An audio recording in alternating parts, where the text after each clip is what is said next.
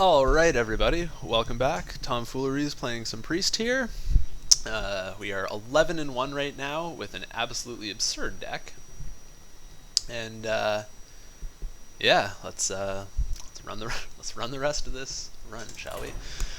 It's one more game, I hope.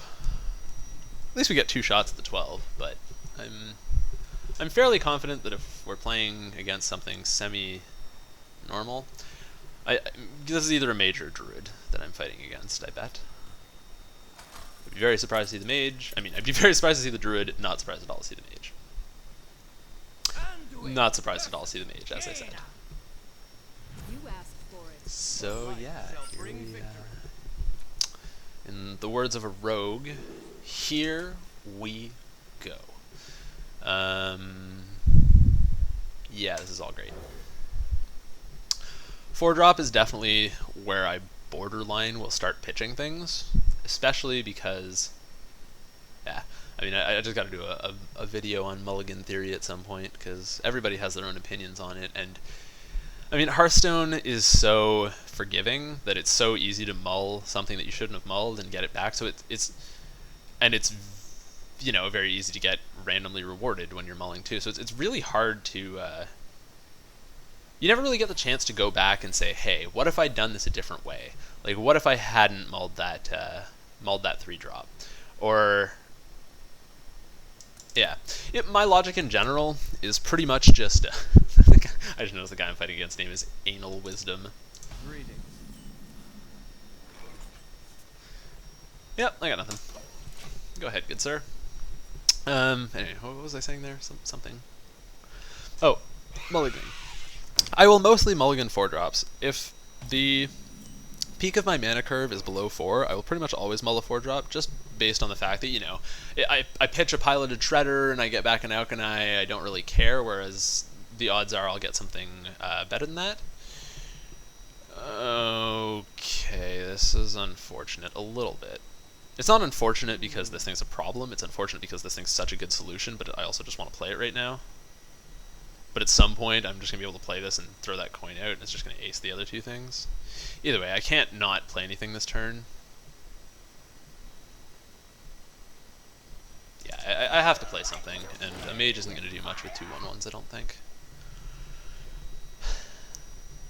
This also absolutely precludes his turn being anything other than kind of like hit that. Oh, wow, he's got balls.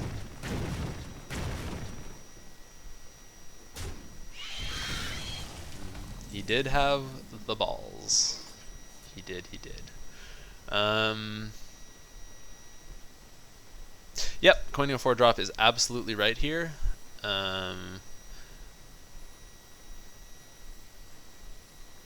Neither of them is great.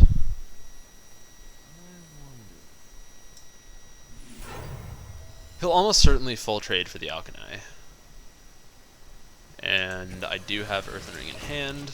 I was just hesitating there because I wanted to play this, even though it could die to the things he has, like even just that hero power.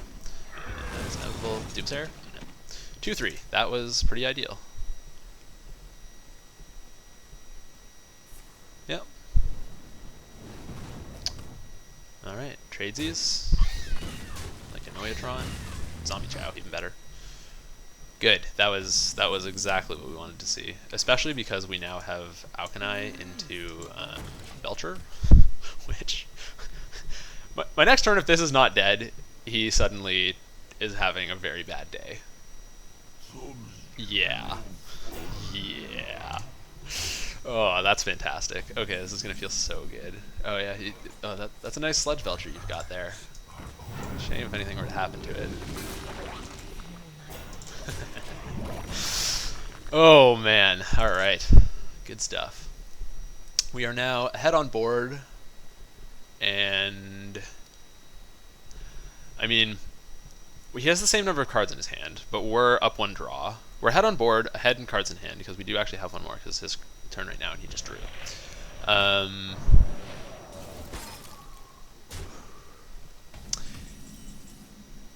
Oh man, our stuff's just insane. So Oh, next turn is Foosh. Foosh is Flame Strike. Flame Strike is just called Foosh, and that's just how it goes. So next turn is Foosh turn. He has 7 mana next turn. So we want whatever is going to most effectively poop on his Fooshing. So, I mean, I've got a lot of good plays here. That seeming really fantastic. Unfortunately, the only thing that really goes with that is Enhance Mechano or Power Word Shield plus Swamp Ooze. I don't even care. You know what? I'm doing that because this Alkani is just going to keep getting value. He obviously has nothing for it. So I'm just going to Ooze. And then, would I rather he trade this, or would I rather Insurance on this? I would much rather Insurance on this. This card has just got a long way to go. Oh, we get a Zombie Chow. Good deal. Good deal. Okay, here we go. We now get the second chance to try the Zombie Chow 5 to face. Yeah. Yeah, Boosh. Yeah. I guess I didn't think that through. Should so do the 5 damage. Oh. Should so do the 5 damage. Okay, so now we have both of these guys, and no board, and initiative. And we are a little bit up on cards. So that's good. So we want whatever is going to be on the board and have the best staying power, because we just want to rack up the number of guys we have out. This is a pretty flimsy play. This will definitely survive a turn past wherever I play. Okay, so I'm going to play this now. And then he will not remove it. So next turn, I have Sunwalker run this into this, heal that. Or face. Nope, heal. And, ooh, Smite. Is Smite good here? No, Smite's good with Velen, wherever he is. Because, yeah, I just want next turn this, that. For insane plays. So, yeah. Going with the easy way. I will be fairly... My mind will be fairly blown if this does not eat a Fireball or a Poly. Yeah, he's touching that left card. Fireball it is. Touching that left card there, it's always dangerous. It's like, yeah, this Fireball I've been keeping in my hand this whole time. Flame Strike. Again. Holy shit. Okay. Okay, this thing dies to Smite. It's fantastic. That's very good news. So now, obviously... Oh, no, I do need to Smite that, though. So I don't have the mana for that. So, yeah, Smite, Lightspawn, Enhance Mechano. Call it a day.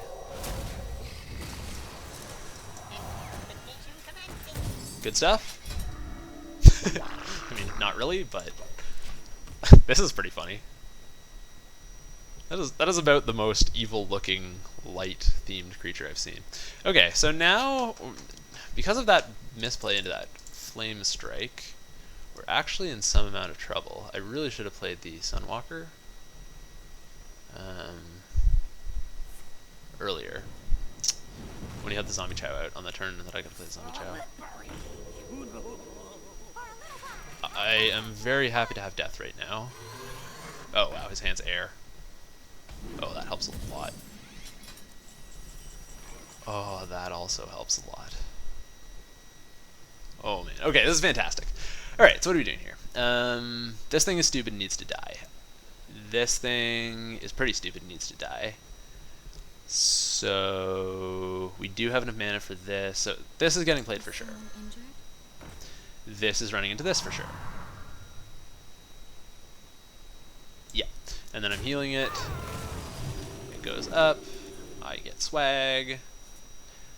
I trade those off in the interest of... I even talked through how I had to play this before that guy. And now it dies to like Fireball plus Hero Power, and I'm going to be so incensed if that is what happens to it. Because it could have been an 8/8, and I just messed it up because I was talking. And that's usually how it goes. However, if I'd given him a 7/7 instead of an 8/8 there, I would have been pretty jazzed. Yep, Death will make short work of that. And we got Thought Steal. So obviously Thought Steal first. Obviously, if you have enough mana to play all of your cards, and one of them gives you cards that you don't know what they are, you do that first. Oh, wow. Okay. Okay, I got a water alley too. That's amazing. So, I'm almost tempted just to play this and see where it goes. Yeah, yeah. Hopefully here. Okay. Then, be that as it may. That, I mean, obviously that was the worst way that could have gone by far. I was really hoping the bomb would go into this thing and it would just turn it into a 1-1. I could just kill it with this. I'm so far ahead on cards right now, and the cards in my hand are really high value. I mean, this stuff is fantastic. What does that do? Clears. No, that does not close it. You just had to get rid of the 7 power guy. What is this? Yeah. Okay.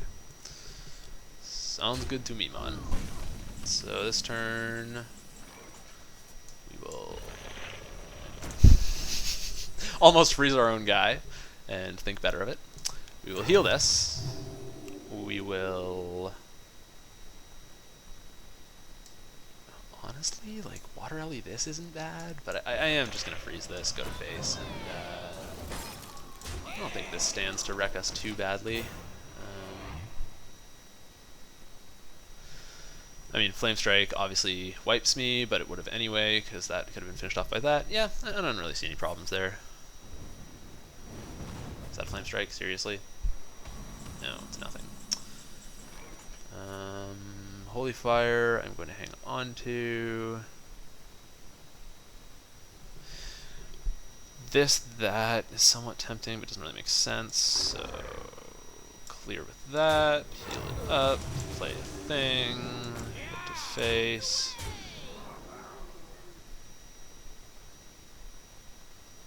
Yeah, now if he drew Flame Strike, it's really bad, because then I wish I really didn't have this out here.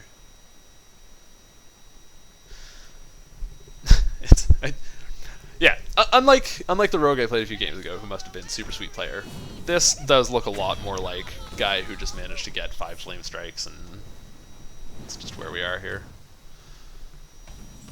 Okay, so let's sort this out so that we're not afraid of Flame Strike anymore. Let's just get this done so that that's not a thing that we're thinking about. I kind of just want to kill this into this, like kill that into that Holy Nova. Yeah, absolutely. Absolutely, I'm just going to get rid of any worry I might have had about Flame Strike. Because...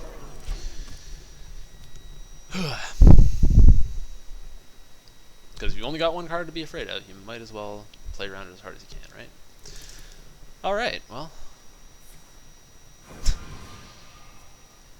Alright. Foosh now does not, in fact, save him. Oh my god, yeah, he's... I mean, if he has something, he'll have something. One off lethal, or at least I would be if it were not for the Holy Fire. So there you have it. Insane Priest deck. Going 12-1. Carried all the way by Stoneskin Gargoyle. Sitting... He you know, like, leaders have their right-hand man. That Stoneskin Gargoyle was my left-hand man, because he was just always chilling out in that left side of my hand. Ah, it's such a pretty sight, that 12-win key. Let us see what prizes we can get. Hopefully just boatloads and boatloads of gold. Although, gold Power Mace, gold Blade Flurry, 1 pack. Sure, seems reasonable.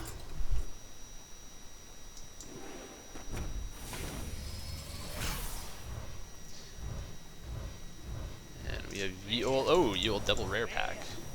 Doomall Shaman, Goblin Snapper. Sapper, even? Alright, well, thanks for joining me, guys. I'll, hopefully with an equally broken deck.